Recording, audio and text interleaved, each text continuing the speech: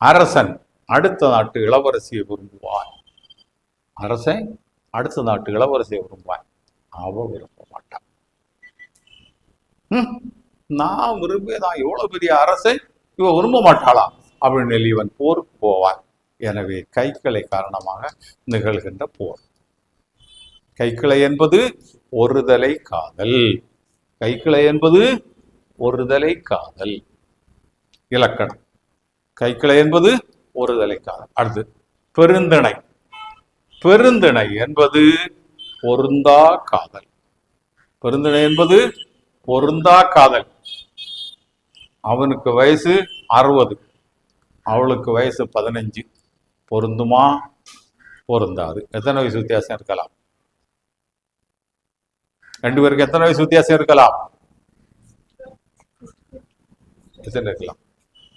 5 வயசு இருக்கலாம், அல்லது 7 வயசு இருக்கலாம்.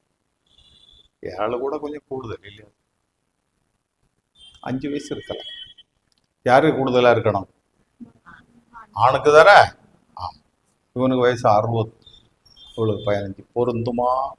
பொருந்தாது. அல்லது அவளுக்கு வயசு 60, இவனுக்கு 30. பொருந்துமா? பொருந்தாது. இது பெருந்திணை. இது இவை ஒரு 6 அடி உயரம், அவ 4 அடி உயர்ந்தான். பொருந்துமா? பொருந்தாது. பிறகு அவன் அரச குலத்தை சேர்ந்தவன், இவ கீழே. இப்போது ஜாதி பிரச்சனை இல்லை, ஆனால் அப்போது உண்டு. அது பொருந்தாது.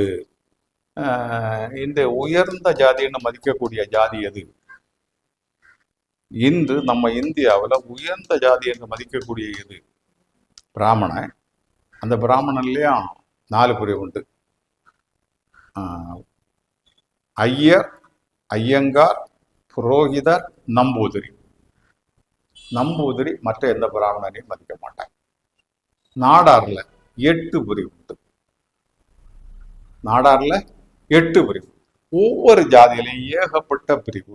அந்த ஜாதி கட்டில் கட்டியன் ஒன்று உண்டு, பூநூல் நாடாறு, பொடிக்கால், அப்படி இப்படி நிறைய உண்டு.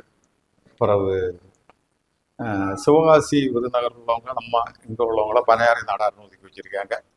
எப்படி நிறைய உண்டு. பிறகு இப்படி உண்டு. ஒரே ஜாதி இருக்கணும். இங்கே இப்போ மத பிரச்சனை இருக்கு. இது பொருந்தாது. அவன் ஒரு மொழி பேசுவான், அவள் வேறொரு மொழி பேசுவாள். பொருந்துமா? பொருந்தும்.